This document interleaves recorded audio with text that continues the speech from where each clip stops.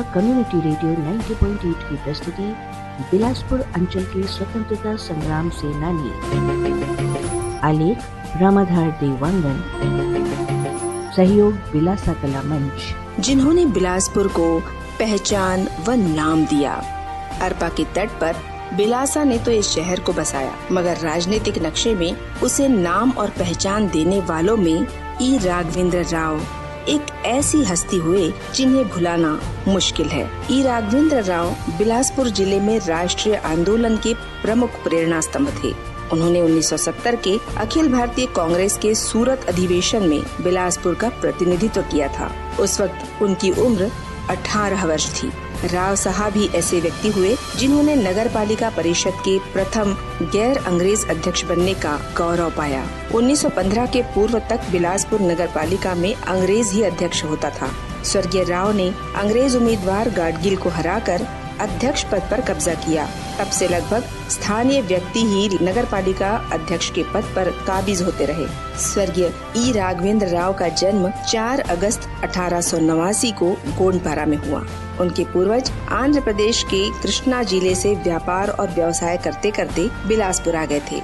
उनके पिता का नाम नागंता बाबू था। उनकी प्राथमिक शिक्षा चाटापारा प्राथमिक शाला और हाई स्कूल की शिक्षा नगर पालिका हाई स्कूल से हुई। उच्च शिक्षा के लिए बाद में 1910 में वे लंदन चले गए।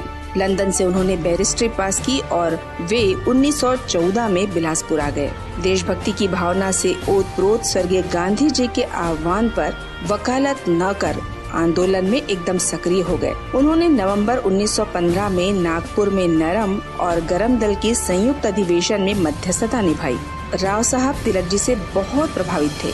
उन्होंने ही तिलक की पुण्यतिथि और गांधी जी की जयंती पर छुट्टियां प्रारंभ की।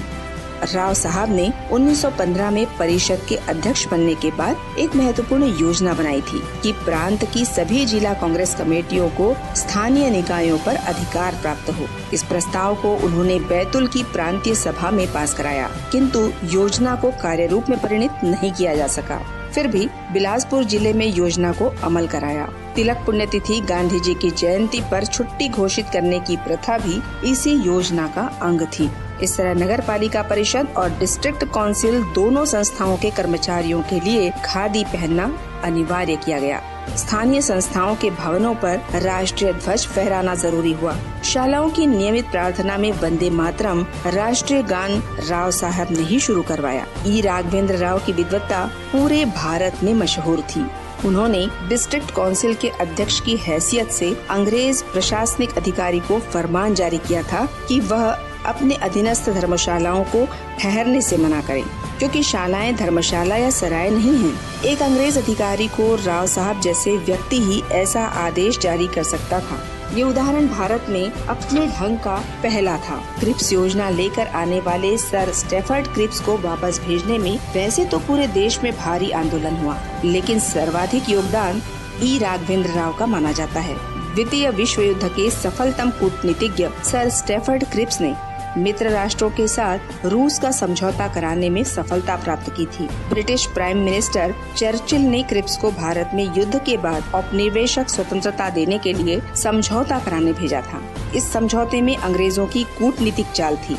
स्वर्गीय ई राघवेंद्र राव ने डिस्ट्रिक्ट काउंसिल के अध्यक्ष के रूप में अंतुलाल पेट्रोल पंप के सामने की भूमि पर डिस्ट्रिक्ट काउंसिल का एक प्रेस प्रारंभ कराया था। इस प्रेस से जिले भर की शालाओं और संस्थाओं के लिए एक साप्ताहिक प्रारंभ किया था, जिसके माध्यम से न केवल डिस्ट्रिक्ट काउंसिल के निर्णय बल्कि जन जागरण की अन्य सूचनाएं भी पहुंचाई जाती थी।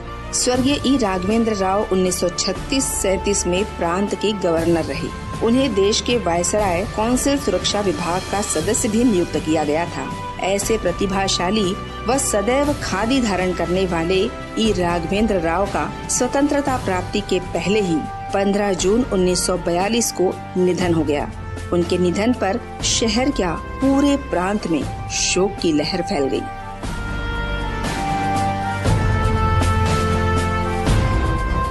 रामाधार देवांगन के इस आलेख का वाचन कर रही थी शुभदा पांडे। ये प्रस्तुति थी अर्पा सामुदायिक रेडियो 90.8 FM बिलासपुर की।